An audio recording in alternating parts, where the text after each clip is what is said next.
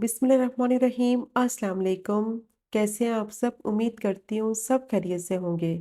आज मैं आपके साथ शेयर करूंगी रेस्टोरेंट स्टाइल मटन कढ़ाई की रेसिपी। लजीज और बेहतरीन ये मटन कढ़ाई बनती है और बनाना भी इसको बहुत ही आसान है। चटपटी मसालेदार बनेगी और जब आप इस रेसिपी से ये मटन कढ़ाई बनाएंगे तो यकीन करें आपके फैमिली मेम्बर्स आपके फ़ैन हो जाएंगे। बहुत ही लजीज ये मटन कढ़ाई बनती है और इसको तैयार करेंगे एक मज़ेदार से मसाले के साथ, जिससे इसका टेस्ट और फ्लेवर बहुत ही नेक्स्ट लेवल का हो जाएगा। तो बस वीडियो को आपने स्किप नहीं करना, वीडियो को आपने एंड तक देखना है ताकि रेसिपी का कोई भी पार्ट आपसे मिस ना हो। और अगर आपको रेसिपी पसंद आए, चैनल को भी ज़रूर सब्सक्राइब करें। तो शुरू करते हैं इसको बनाना। कढ़ाई बनाने के लिए सबसे पहले मसाला तैयार करते हैं। तो उसके लिए मैंने पैन लिया है, उसमें डालेंगे 1 टीस्पून ज़ीरा, 1 टीस्पून सौंफ और 1 टेबल स्पून साबुत सूखा धनिया डालेंगे। हाफ टी स्पून साबुत काली मिर्च डालेंगे और सूखी 3 लंबी लाल मिर्च डालेंगे, जिसको कश्मीरी लाल मिर्च भी कहते हैं। अब इन सारी चीज़ों को ड्राई रोस्ट करेंगे मीडियम टू लो फ्लेम पे कि अच्छी सी खुशबू आने लगे। फ्लेम को ज़्यादा हाई नहीं करना वरना ये मसाले जल जाएंगे, इनमें कड़वाहट आ जाएगी जिससे मसाले का फ्लेवर ख़राब हो जाएगा। तो फ्लेम को बिल्कुल लो रखना है और लो फ्लेम पे 3 से 4 मिनट के लिए इनको मैंने ड्राई रोस्ट कर लिया है। बहुत ही अच्छी खुशबू आ रही है और जैसे ही थोड़ी सी खुशबू आने लगेगी तो फ़ौरन से इसको प्लेट में निकाल लेंगे और ठंडा कर लेंगे। और ठंडा करने के बाद इसको मैंने पीस लिया है। दरदरा सा पीसना है, ज़्यादा बारीक पाउडर नहीं बनाना। थोड़ा दरदरा सा पीसेंगे तो बहुत ही अच्छा फ्लेवर आएगा कढ़ाई में। कढ़ाई का मसाला तैयार हो गया है, अब इसको साइड पे रखते हैं।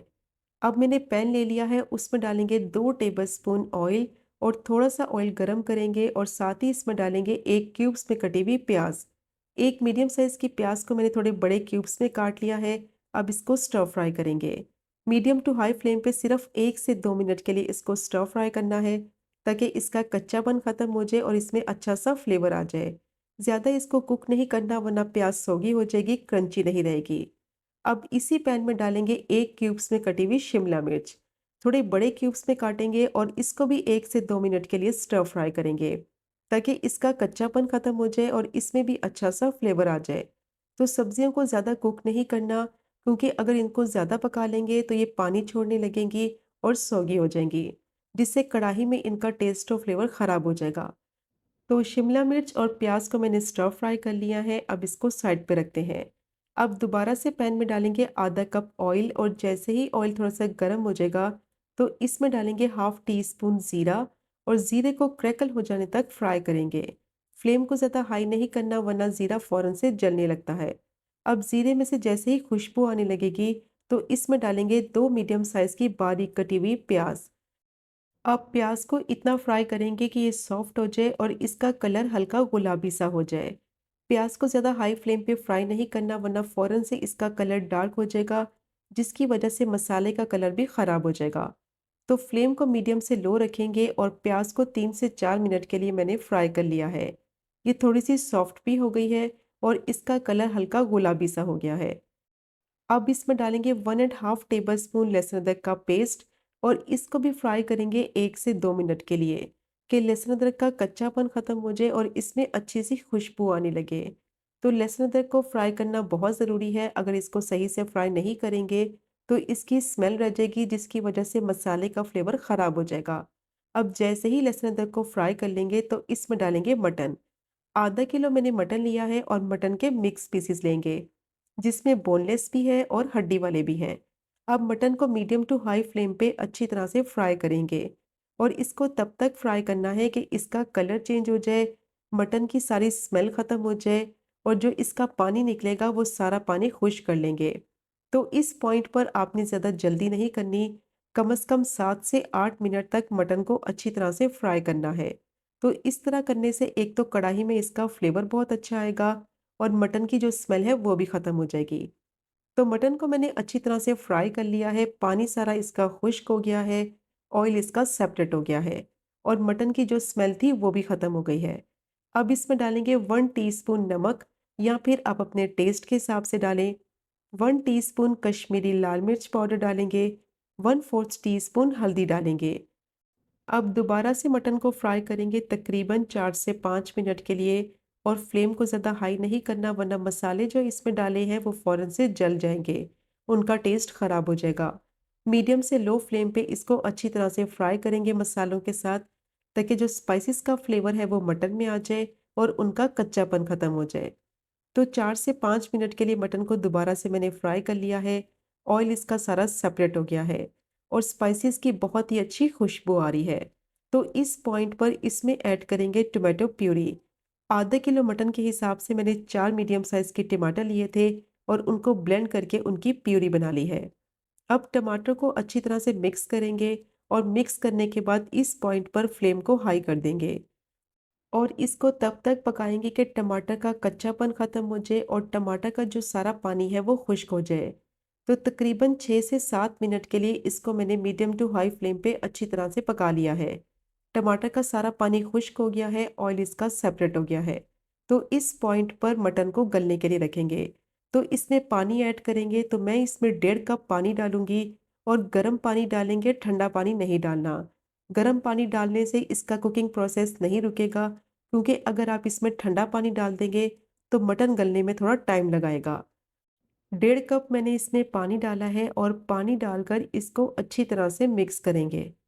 फ्लेम को मीडियम टू लो कर देंगे और इसको कवर करने के बाद 40 से 45 मिनट के लिए पकने देंगे, ताकि मटन अच्छी तरह से गल जाए।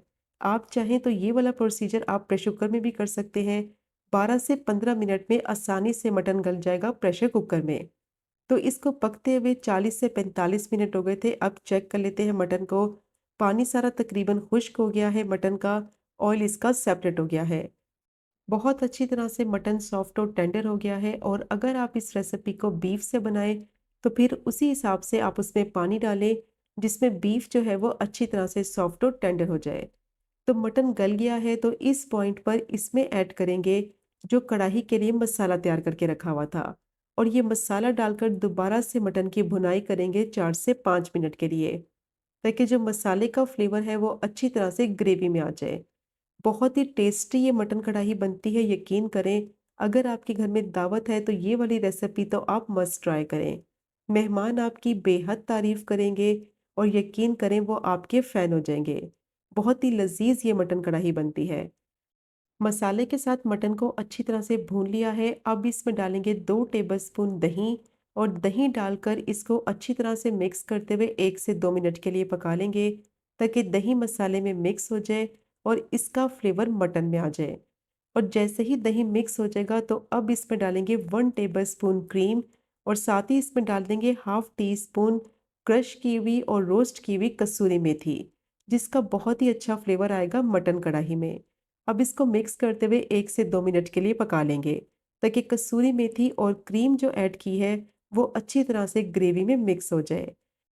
क्रीम और कसूरी मेथी के साथ इसको मैंने अच्छी तरह से पका लिया है, ऑयल इसका सेपरेट हो गया है, क्रीम अच्छी तरह से मिक्स हो गई है मसाले में।